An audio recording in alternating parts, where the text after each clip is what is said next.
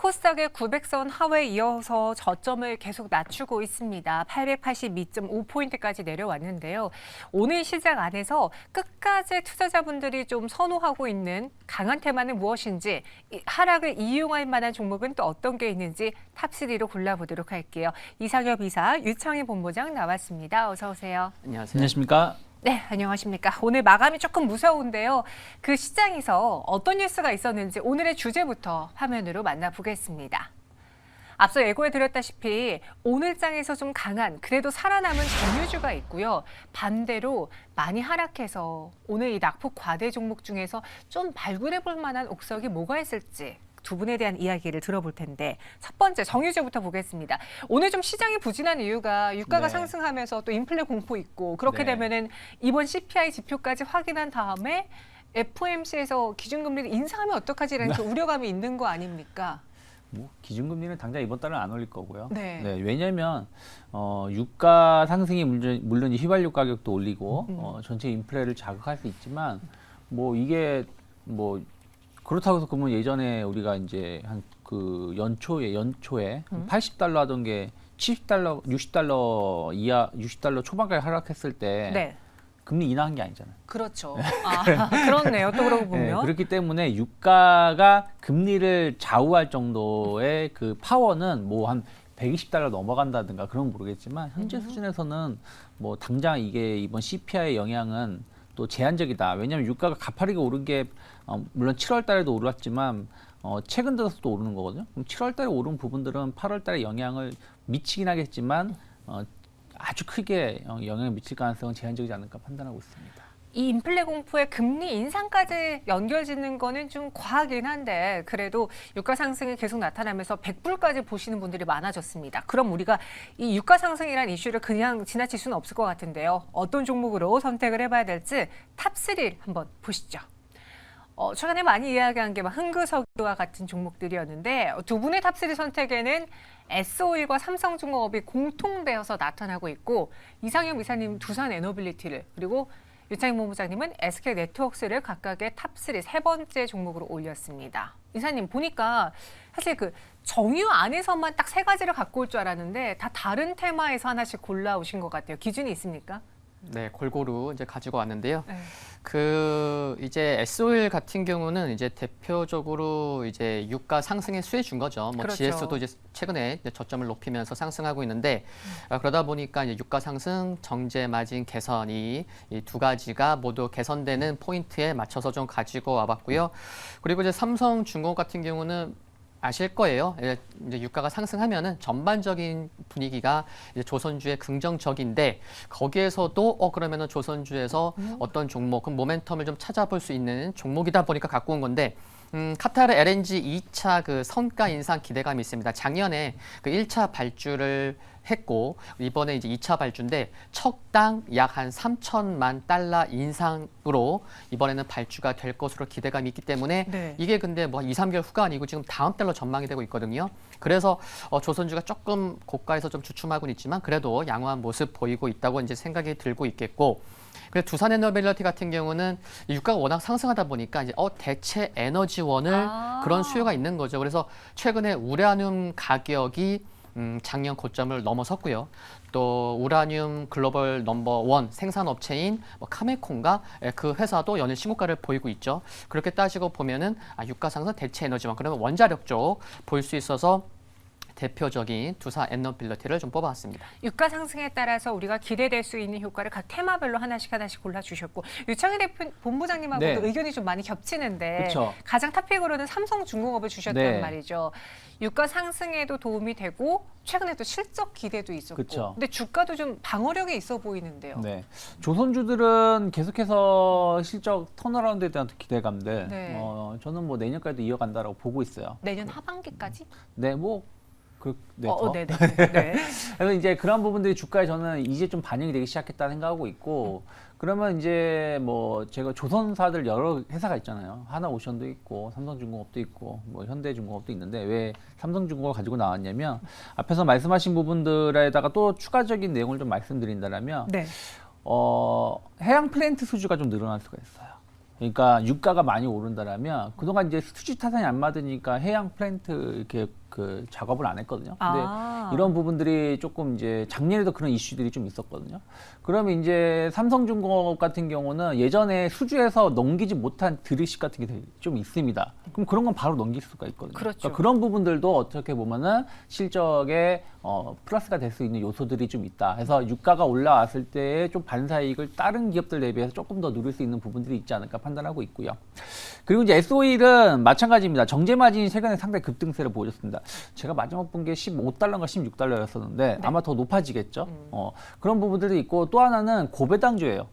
이제 오늘 또 비가 오면서 오늘 꽤 쌀쌀하더라고요. 맞아요. 추워졌어요. 찬바람이 솔솔 보면 또 배당주에 대한 어떤 기대감들, 또 S-오일은 분기 배당, 뭐 이런 반기 배당 이런 부분도 하기 때문에 그런 부분들에 대한 어떤 그 배당, 고배당주에 대한 어떤 기대감들 충분히 주가를 더 끌어올릴 수 있다 생각하고 있고요. 그리고 이제 SK네트워크스를 가지고 나온 것은 어찌되었든 뭐 요즘에 전기차 판매가 좀 둔화되고 있다라고 하지만 전기차 판매는 꾸준히 이루어지고 있어요. 오히려 이제 2세대가 내후년 2025년부터 2세대 플랫폼으로 전기차가 출시를 할 텐데 제일 중요한 건 충전 인프라입니다. 충전 인프라가 계속 부족하다는 소식이 나오니까요. 그럼 SK네트워크스 같은 경우는 그러한 충전 인프라 관련해 가지고 상당히 좀 그 다른 기업들 대비해서 좀 선도하는 부분들이 좀 있어요. 특히 SK그룹이 그 충전기라든지 충전 인프라 이런 쪽에 상당히 좀 진심인 부분들이 좀 있습니다. 그래서 최근에 이제 뭐 지주사 매입이라든지 이런 등등 이슈로 주가가 한 연초부터 계속 올라오다가 좀 조정이 나왔거든요. 그럼 오히려 이럴 때 약간 투자 관점에서 지켜보는 것도 나쁘지 않다 판단하고 있습니다. 두 분이 오늘 거의 동일해요. 마지막 세 번째 종목도요. 유가 상승에 따른 대체 수단을 찾으신 거잖아요. 네. 여기는 전기, 여기는 원전으로. 그렇게 세 가지 종목이 골라졌는데 개인적으로 삼성중공업의 경우 차트를 보면은 워낙 실적이 좋을 거라는 걸 올 상반기부터 네. 반영을 해서 그런지 지금은 고가권에서 좀 다소 지지부진한 좀 네. 막혀있는 흐름이거든요. 막혀 있죠. 그러면 좀 더 시선을 길게 보는 게 좋을지 전략은 어떻게 세우는 게 좋을까요? 그러니까 오히려 이제 여기서 조정 가능성이 좀 제한적이다. 그러니까 오히려 유가 상승이 추가적인 조정 가능성을 좀 막아주고 있는 부분들이 좀 있다 생각을 좀 하고 있습니다. 네. 그러면 조금 이제 모아갈 수 있는 위치가 아닐까 판단하고 있습니다. 여기서 모아갈 수 있다라고 했고요. 삼성중공업의 목표 주가는 10,000원, 손절가는 7,900원 제시를 해드렸습니다. 이번에 이상현 비사님의 탑픽 종목 들어볼 텐데요. 앞서 소개해 주셨던 S-오일이거든요. 이것에 대한 가격 전략과 함께 저는 개인적으로 왜 이 탑3 안에 화학주가 없는지 또 정제 마진으로 S-오일과 GS를 언급했는데 SK이노베이션은 왜 없는지 이것도 좀 궁금한데요. 네, 질문이 굉장히 많습니다. 다 이야기해 주셔야 돼요. 네. 네, S-오일부터 말씀을 드리면은요. 일단 대표적이어서 이제 뽑아봤고 일단 수급도 보면은 최근에 저점이 7월 7일인데 그때부터의 수급을 확인해 보니까 어제까지 기관이 7월 7일부터 어제까지 한 2,100억 원을 매수하고 있다. 그래서 수급이 굉장히 중요한데 어느 때보다 지금 시장이 또 이제 혼조세를 보이다 보니까 그래서 수급이 좀 탄탄하고 그리고 지금 8월 초 정고점을 넘어선 부분 그런 것까지 좀 감안해서 골라봤고요. 매수가는 76,500원 말씀해드리고 목표가는 87,000원, 손절가는 이제 72,900원을 말씀드리는데 여기 이제 매수가가 또 굉장히 76,500원 전후가 굉장히 중요해요. 뭐 네. 차트에는 이렇게 뭐 이렇게 표시를 해놨지만요. 그래서 참고하시면 좋겠고 SK이노베이션 같은 경우를 왜 뽑지 않았냐면은. 그 유중이 오늘 이제 결과가 나왔더라고요. 근데 네. 청약률이 90%가 안 돼요. 그래서 만약에 이제 SK이노베이션을 접근하시고자 한 분들조차도 네. 이런 생각이었을 거예요. 저도 그렇지만 그래 유중이 과연 성공할까 아닐까. 시장의 분위기를 알 수 있잖아요. 주주들의 분위기, 뭐 민심 분위기도 알 수 있듯이 그래서 근데 이게 좀 실권이 돼서 이런 부분도 좀 확인이 좀 필요하다. 그럼 조금 더 놓고 보자. 그래서 조금 이제 제외를 했고 그리고 이제 화학도 이제 여쭤보셨는데 화학 같은 경우가 이제 중국 의존도가 굉장히 높습니다. 높은데 그 중국 업체들이 화학 업체들이 또 생산량을 늘리고 있어요. 그렇게 보면은 수익성 둔화 우려 이슈는 계속 지속될 수 있기 때문에 일단은 좀 제외를 했었습니다. 네, 알겠습니다. 그러면은 그 외에 오늘장 상승하는 종목 외에 하락하는 종목 안에서도 발굴할 만한 종목이 있는지 두 분에게 낙폭 과대주의 탑3도 한번 여쭤봤는데요. 보겠습니다. 이상엽 이사는 퓨런티어 에코프로 SPG 골라주셨고요. 유창희 본부장님은 아이센스와 솔트룩스, 예스티를 골랐습니다. 두 분 모두 다 최근에 변동폭이 큰 종목인데 특히나 아이센스의 경우에는 잘 네. 나가다가 갑자기 잘 나가다가, 예, 네. 상승이 멈춰버렸고 솔트룩스의 경우에도 좀 AI가 전반적으로 로봇과 함께 좀 네. 밀리다 보니까 오늘 장에도 추가 하락이 나오고 있거든요. 이렇게 세 가지를 꼽으신 배경, 이유가 있다면요? 일단 아이센스는 저희가 지난주에 여기 나와서 맞아요. 제가 말씀을 드렸어요. 저 그때 한 4만 원 정도 목표가 보고 있다고 했는데 39,700원, 300원 정도는 좀 양해를 받다. 너무 아쉽네요. 네, 부탁드리겠습니다. 네. 근데 어찌되었든 제가 원하는 가격이 한번 왔다가 뭐 급락이 나온 거거든요. 근데 이 회사가 뭐 어떤 문제가 있어서 급락이 나온다라기보다는 월요일부터 약간 기존의 성장주들이 좀 차익선 매물이 좀 많이 나왔었어요. AI라든지 로봇, AI 헬스케어, 뭐 당뇨, 비만, 제약 바이오주들도 어저께 같은 경우 많이 하락을 했죠. 그러면 단기 차익선 매물에 의한 주가 하락이라면은 좀 낙폭과대가 발생했을 때 또 다시 한번 접근해 볼 수도 있는 거거든요. 그러면 지금 추세가 이탈하지 않았기 때문에 일단은 수익 실을 한번 했다라면 네. 한 번 정도 접근해 볼 수 있는 그 위치가 아닐까 싶어서 아이센트를 선택을 좀 했고요. 그리고 이제 그 솔트룩스 ESG. 네, 솔트룩스 같은 경우는 이제 그 알체라가 어저께 유상증자. 아, 그러니까요. 또 네. 갑작스럽게 누적 이야기를 나오면서. 네, 그러면서 이제 어저께 AI 관련된 종목들이 다 조정이 나왔어요. 그러면 솔트룩스에 어떤 문제가 있느냐 그렇게 생각하지 않고요. 또 솔트룩스는 최근에 AI 자체 서비스도 공개를 좀 했거든요. 네. 뭐 이런 부분들 본다면 다른 경쟁 업체들 대비해서 상당히 좀 앞서가고 있다는 게 확인되었다라고 본다면 약간 기술적으로 본다면 쌍봉에 대한 어떤 걱정은 있지만 전 여기서 한 번 정도는 일단 단기적으로 지난 9월 6일 대비해서 한 5, 6월에 30%가 하락을 했어요. 그럼 충분히 한 번 정도는 반등이 나올 수 있다 생각을 좀 하고 있고요. 예스티 같은 경우는 이게 참 뭐라 말하기 좀 힘든 부분들인데 이 회사가 이제 어닐링 장비 관련해 가지고 개발을 했다 하면서 주가가 올라왔는데 맞아요. 그 HPSP가 소송을 걸었죠. 우리랑 똑같은 거다 하면서 주가가 그저께 거의 하한가까지 하락을 했고 어제도 좀 급락이 나왔었습니다. 근데 글쎄요, 뭐 이런 회사들이 그런 거 이렇게 해봤을 거라 생각하고 있고 시장에서도 좀 다른 분야다. 다만 HPSP가 시장 점유율을 좀 빼앗길 수 있는 부분들에 대해서 좀 견제라는 것이 아닌가라는 좀 평가가 있어요. 그럼 오늘도 약간 기술적 반등이 좀 많이 나오고 있는데 만약에 기술적 반등이 오늘 좀 안 나온다라면 한번 이런 식의 어떤 외부 변수가 의해서 급락이 나왔다라면 한 번 정도는 뭐 바라볼 수도 있지 않을까 싶어서 선정을 좀 해봤습니다. 이 특허 관련해서 ST가 과연 조사를 안 해보고 발표를 했겠느냐. 네. 그런 면에서 따른다면은 소송 이슈가 좀 과도하다라고 판단을 해서 이렇게 세 가지 종목 골랐고요. 이상엽 이사님의 종목 세 가지 보시면 퓨런티어, 에코프로, SPG 이렇게 세 가지 종목입니다. 네. 선택하신 이유는요? 네, 퓨런티어 오늘 이제 12% 하락하는데 어제 네. 상한가였었죠. 맞아요. 네, 뭐 지난주에 시초가 공략주 했는데 그때는 안 가고 네, 어제 상한가 갔는데 그래서 아무튼 갔는데 어제 좀 상한가 갈 때 좀 약간 좀 오바 아닌가 뭐 그런 생각도 좀 뭐 이렇게 지난주 소개는 하긴 했지만 그래서 좀 그런 생각을 가졌고 또 거래량도 굉장히 많았습니다. 그래서 근데 오늘 좀 시장 영향도 있고 근데 상한가 간 종목이요.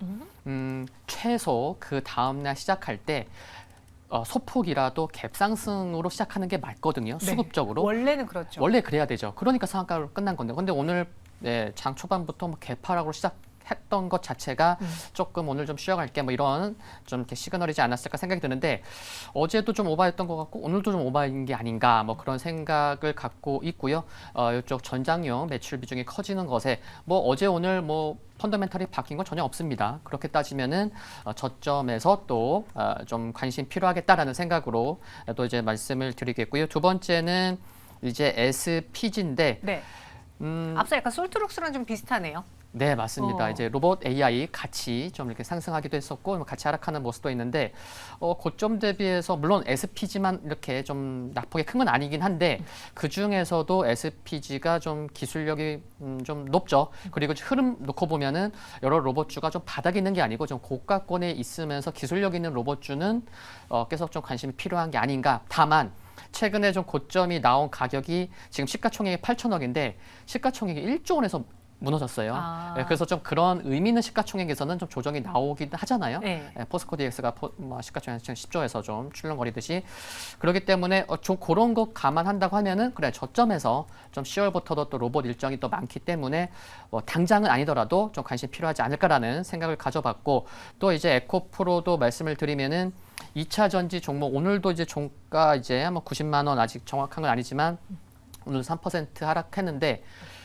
2차 전지 관련돼서는 여기서 더 나올 만한 악재가 뭐가 있나 싶을 정도로 다 거의 다 나온 것 같아요. 그렇게 따지면은 이제 수급 적으로도 살펴봐야 되겠고 그럼 반전이 될 만한 계기가 뭐가 될 거냐 그런 게 있다면은 좀 관심이 필요할 것 같은데 지금 이제 한 5일 남은 것 같아요. 이제 9월 18일 날 이제 FTSE 이제 글로벌 그 지수 편입을 앞두고 있죠. 그래서 적게는 한 3천억 또 한 1조 원 정도 수급이 들어올 수 있다는 그런 반전이 될 수가 있기 때문에 그것과 함께 좀 보시면 좋지 않을까 싶습니다. 네, 두 분의 탑3를 봤어요. 일단 각각의 1등은 퓨런티어와 아이센스였는데요. 최근 시장 하락으로 인해서 과도하게 좀 과하게 올랐던 그 상승분을 좀 반납하는 단기 조정일 뿐 여기에 펀더멘탈의 훼손은 없기 때문에 탑픽 종목으로 꼽았다라고 해주셨고요. 또 두 분 다 모두 다 SPG와 솔트룩스를 이야기해 주셨는데 로봇 AI 아직 이슈 남아있기 때문에 더 가야 될 것이다. 그래서 오늘 같은 하락에 매수를 해보겠다라고 이야기 드렸습니다. 현재 동시효과 구간에서 코스피는 0.05%의 내림세를 코스닥은 1.71%의 하락을 보여주고 있고요. 오늘의 마감 더 자세하게 보겠습니다. 마감 플러스 시작해 보시죠.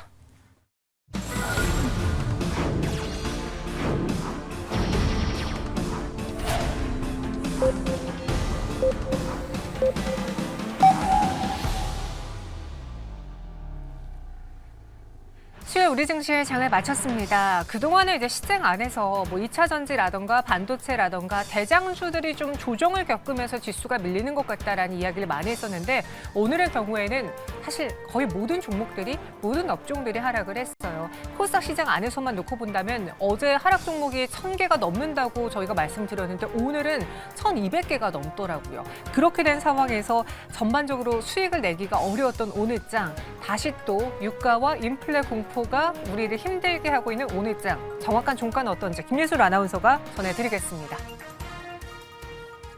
클로징벨 플러스 마감 상황 정리해드리도록 하겠습니다.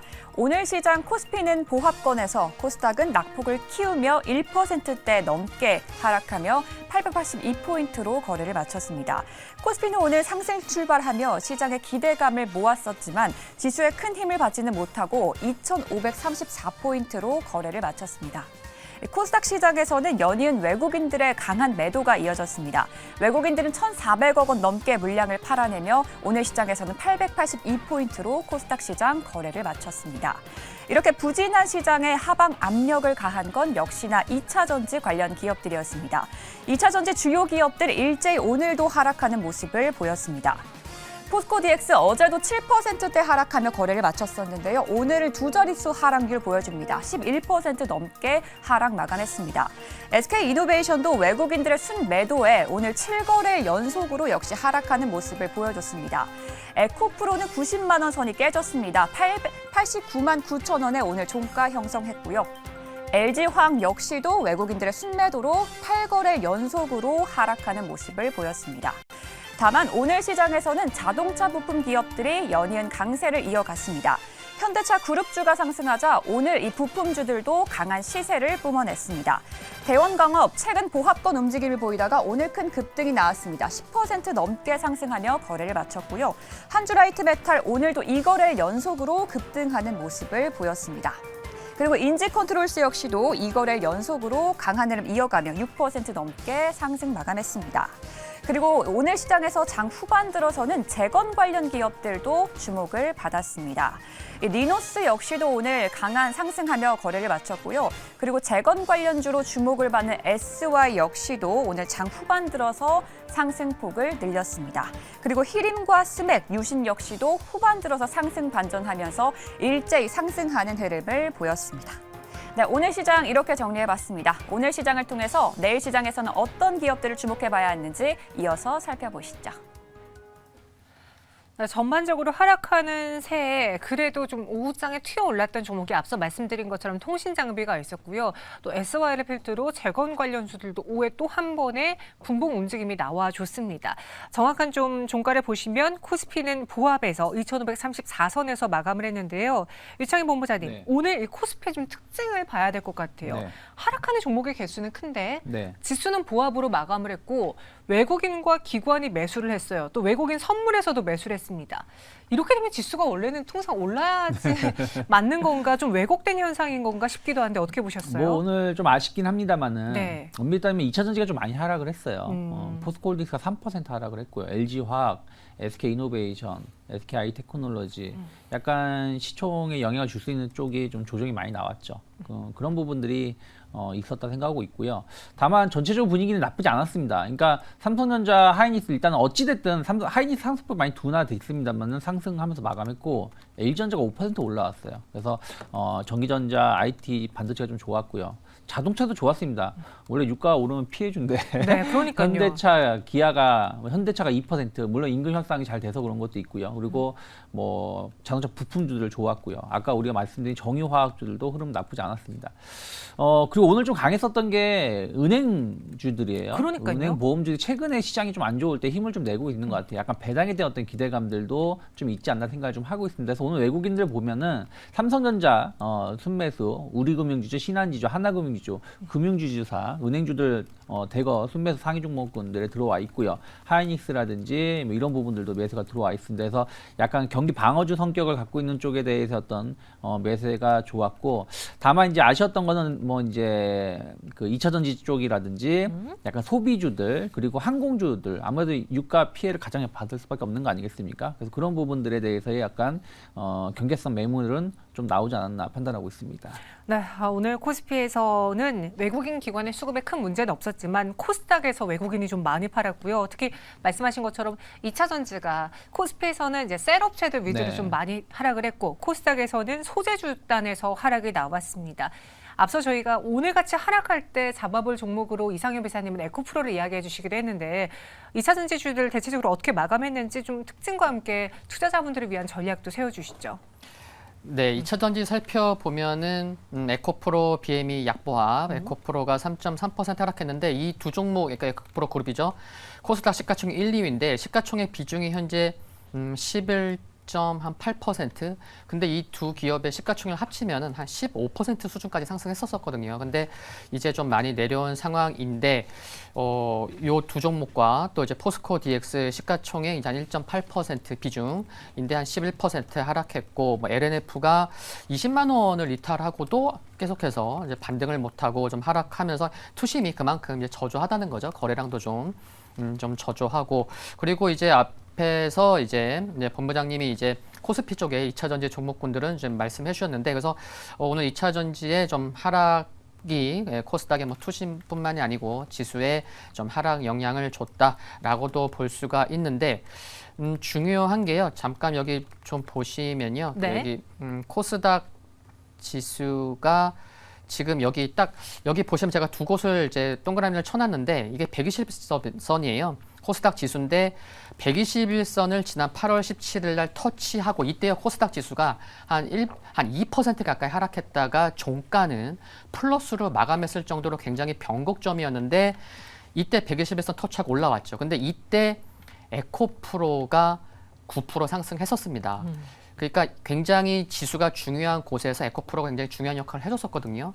근데 그렇다고 하면 이번에도 지수가 121선 굉장히 중요한데 단기적으로 여기를 지키려고 하면 지난 8월 17일처럼 마치 에코프로 그룹의 역할, 책임이 어느 때보다 좀 커진 게 아닌가 이런 생각을 할 수가 있어서 에코프로 그룹이 좀 강한 모습을 보여주어야 코스닥 지수 121선을 지킬 수 있겠다라는 것까지 좀 확인해 볼 수가 있어서 880 에코프로 그룹 참 중요하다 단기적으로 그 부분 체크할 수 있을 것 같고, 지금 말씀하셨듯이 하락 종목 수가 코스닥에서 1,100개를 넘습니다. 1,157개가 지금 하락했을 만큼 어제보다 뭐 비슷한 것 같아요. 투심은 좀 저조해서 많은 투자자들이 역시나 오늘 밤에 있는 8월 CPI 발표를 좀 확인하고 확인하려는 그런 이제 심리도 확인할 수가 있었고, 오늘 아침에 하나 더 말씀드리면은 네, 국내 8월 수출입 물가 지수가 발표가 됐는데 네.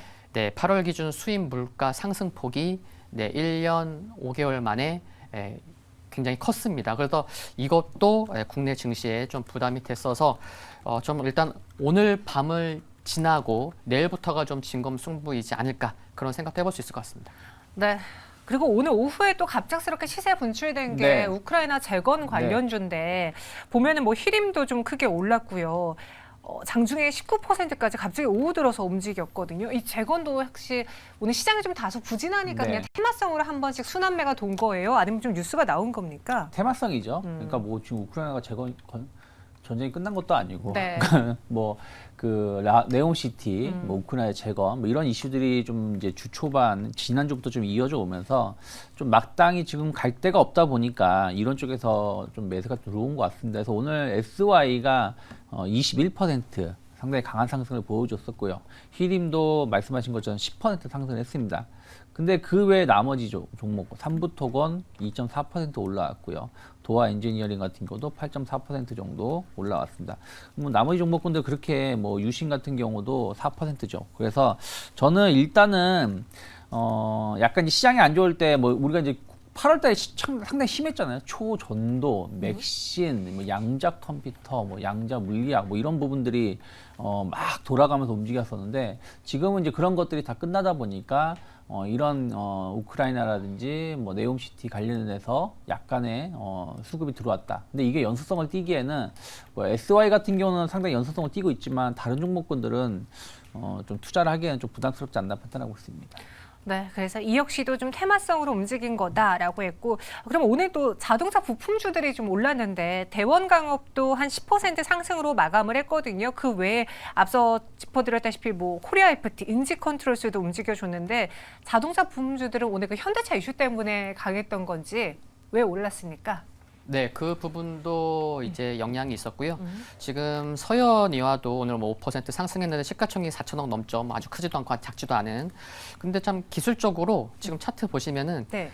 네, 좀 전저점이 깨지고 뭐 이렇게 특별한 모멘텀이 없어서 좀 흘러내린 부분도 있지만 참 이 자리에서 좀 반등이 나오면 참 좋겠다라고 생각이 들 정도로 좋을 만한 곳에서 이런 이슈와 함께 그래서 기술적 반등 성격이 짙다라는 말씀 드릴 수가 있겠고 그나마 다행인 거는 한두 종목만 상승한 게 아니고 차 부품주 내에서 그래도 좀 물론 많이 빠진 것도 있겠지만 함께 좀 동반 상승한 게 그래도 뭐 코스닥 종목들도 있지만 코스피 종목도 굉장히 많잖아요. 그러다 보니까 좀 투심은 그 뭐 차 부품주가 좀 뭐 이렇게 좀 살릴 수 있지 않았을까 뭐 그런 생각도 해볼 수 있는 것 같습니다. 네, 그럼 이제 오늘 정리해 볼게요. 시장 다소 아쉬웠습니다. 특히나 코스닥에서의 낙폭이 컸고 900선을 하회한 이래로 좀 추가적으로 밀렸어요. 오늘 장 어떻게 보셨는지 내일 장까지도 좀 전망을 주시죠.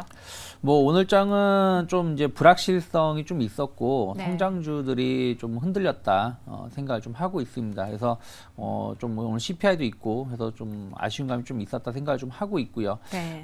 내일 시장은 일단은 내일이 이제 그 선물 옵션 동시 만기예요.